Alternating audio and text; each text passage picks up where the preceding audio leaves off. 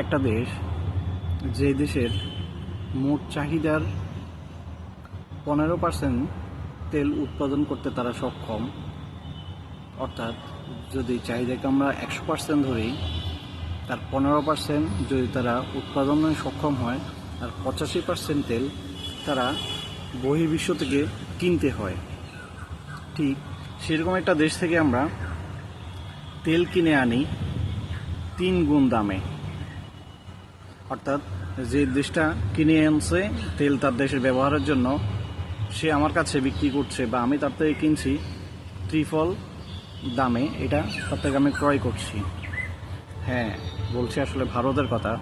তো সম্প্রতি এরকম একটি আমরা দেখলাম যে ভারত থেকে আমরা 3 গুণ দামে ডিজেল কেনার চিন্তাভাবনা করছি, কিন্তু আসলে বিষয়টা সেটা না। আমরা যেহেতু আমাদের দেশে যেহেতু তেলের খনি নেই, তো আমাদেরকে ভারত মুখী হতে হয় বা মধ্যপ্রাচ্যমুখী হতে হয়, যেহেতু এখন মধ্যপ্রাচ্যে একটা যুদ্ধ পরিবেশ চলছে। তো সেক্ষেত্রে আমাদের এছাড়া বিকল্পও নেই। কিন্তু প্রশ্নটা আসলে অন্য জায়গায়। বাংলাদেশে যখনই যে সরকার এসেছে তারা কখনো বাংলাদেশ বান্ধব কোনো সরকার ছিল না। এটি একটি দীর্ঘমেয়াদী পরিকল্পনা ছিল যখন যে সরকারই আসে। যদি আমরা একটু দেখি বর্তমানে আমাদের যে তেলের চাহিদা, বিপিএসসি বাংলাদেশ পেট্রোলিয়াম কর্পোরেশন এর তথ্য অনুযায়ী বাংলাদেশে বাৎসরিক ডিজেলের চাহিদা 45 লক্ষ টন। কিন্তু আমরা তো আমাদের দেশে তো তেল উৎপাদন সংস্থা নেই। তো এর প্রেক্ষিতে আমাদের একটি হলো তেল শোধনাগার আছে, যেটি চট্টগ্রামের পতেঙ্গাতে। তো সেটি থেকে আমরা তেল শোধনাগার করি। সেই তেলগুলোও আসে মধ্যপ্রাচ্য থেকে, যেটা এখন মধ্যপ্রাচ্য একটা যুদ্ধ পরিস্থিতি অবস্থা, তেল সেখানে নাও আসার কথা।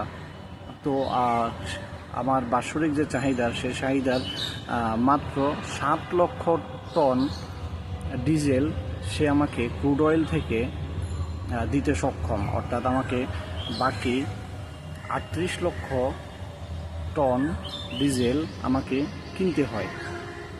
তো আসলে যদি আমাদের বাংলাদেশমুখী কোনো সরকার হতো, সেই স্বাধীনতার পূর্ববর্তী এই যে 5টি দশক চলে গিয়েছে, এই ইস্টার্ন রিফাইনারি কোম্পানিটিও কিন্তু পাকিস্তান পিরিয়ডে তৈরি করা, অথচ আমরা শুধু চেতনায় বিশ্বাসী, পাকিস্তানি চেতনায় নিয়ে আমরা চেতনা ভুলে গিয়ে যদি কোনো বাংলাদেশপন্থী সরকার যদি হতো, তারা অবশ্যই বাংলাদেশের কথা চিন্তা করে এই ইস্টার্ন রিফাইনারির মতো এর দ্বিতীয় কোনো ইউনিট বা তৃতীয় কোনো ইউনিট অবশ্যই নির্মাণ করত।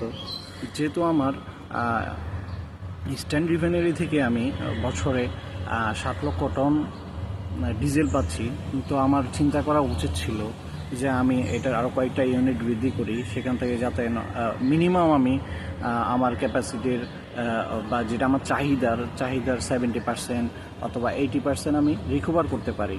তাহলে দেখা গেলো যে কি আমাকে আর কিনতে হচ্ছে মধ্যপ্রাচ্য থেকে রিফাইন করা ডিজেল কিনতে হচ্ছে মাত্র 25% বা 30%, কিন্তু আমরা তা আজ পর্যন্ত এখনও করতে অক্ষম।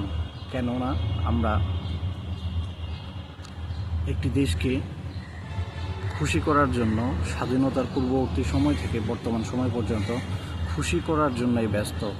তাদের স্বার্থে যা যা করা দরকার আমরা তাই করেছি, কিন্তু আমাদের স্বার্থে, দেশের স্বার্থে, জনগণের স্বার্থে যদি জনগণের সরকার কাজ করত, তাহলে অবশ্যই জনগণের কথা মাথায় রেখে বাংলাদেশে দ্বিতীয় অথবা তৃতীয় কোনো ক্রুড অয়েল রিফাইন করা ইউনিট সরকারিভাবে হতো। তো এই বিষয়গুলোতে আসলে আমাদের সরকারের একটু দৃষ্টিপাত করা উচিত। আমাদের জনগণকে একটু সতর্ক হওয়া উচিত। জনগণের মধ্যে সচেতনতা আসা প্রয়োজন, সচেতন মহল সৃষ্টি করা প্রয়োজন। এইগুলো আমাদের জোর দাবি করা প্রয়োজন, যেন আমাদের সরকার আমাদের দেশ বান্ধব হয়, আমাদের জনগণ বান্ধব হয়।